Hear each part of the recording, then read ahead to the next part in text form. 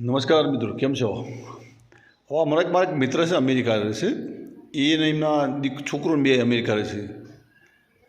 એટલે એમને મને ફોન કર્યો, પેલા આપણા વિડીયા જોતા છીએ ને, એટલે કે યાર મારે કે એક આરો જબરો ડખવો પડ્યો. એટલે કીધું થયું છે હું?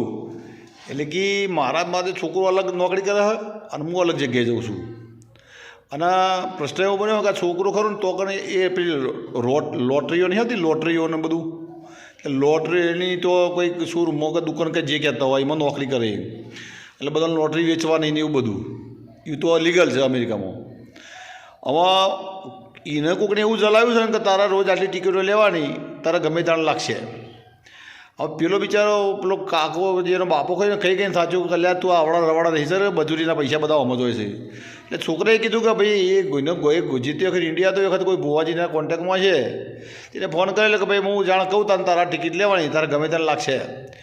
એટલે કરોડોપતિ થવાની લાલચમાં એ દરરોજ પોતાની જે આવક થઈ હોય એના 50% તો ખાલી લોટરીની ટિકિટો જ લઈ લે, એ કશું બચે નહીં. અને કહેવાય પણ ઇન્ડિયા ફોન કરે જે કોન્ટેક્ટવાળા હોય ને એમને, જે કે ભાઈ બોલો આજે, એટલે કે આજે દોઢ આવ્યો છે પણ તમારે આ ટાઈમ આટલા વાગે લેવો તો ઠેકાણું પડશે, બાકી સમય બનતો નહીં. ઓમના એમ કરી ટિકિટ લે ને પછી ના લાગે એટલે પાછું હોય ફોન કરે કે ભાઈ સારું તમે કીધું હતું પણ કોઈ લાગ્યું નહીં. પાછું કે તો લાગશે કે તમારો સમય થોડું નડતર છે, થોડું આ છે તે છે કર્યા કરે. અને પેલો ભાઈ જે અમેરિકાવાળો ખરો ને જે છોકરું, એને એટલો બધો આને વિશ્વાસ મળી લીધો ઇન્ડિયાવાળાને કે મારું દેવ કહે ને તાણા તારે ખરીદી કરવાની. અને પેલો લીધે જ રાખે પેલો કીધે જ રાખે, સો ઠેકાણું પડ્યું ને ખાસા પૈસા બગડ્યા હારા. અને થાચ એટલે પછી એના બાપા મને ફોન કર્યો તો મેં કીધું કોમ કર ભાઈ, તાર છોકરો ખરો એને મને વાત કરાય.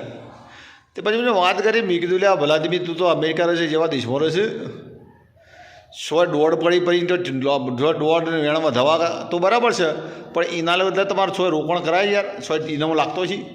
તો પછી એ ભુવોજી બેઠા, એ ભુવોજી એમના પરિવારને કરોડપતિ ન બનાવી દીધે, તમારે બનાવું કરોડપતિ, એ તો વિચાર કરો. એટલે તમે એમના પરિવારને કે એમના કોઈ હગું વાલું થતું હોય તો એને ના કહી કે આ નંબરની લોટરી લઈ લેજે તારે લાગી જાય માતા કે કોઈ તાર ના લાગે યાર.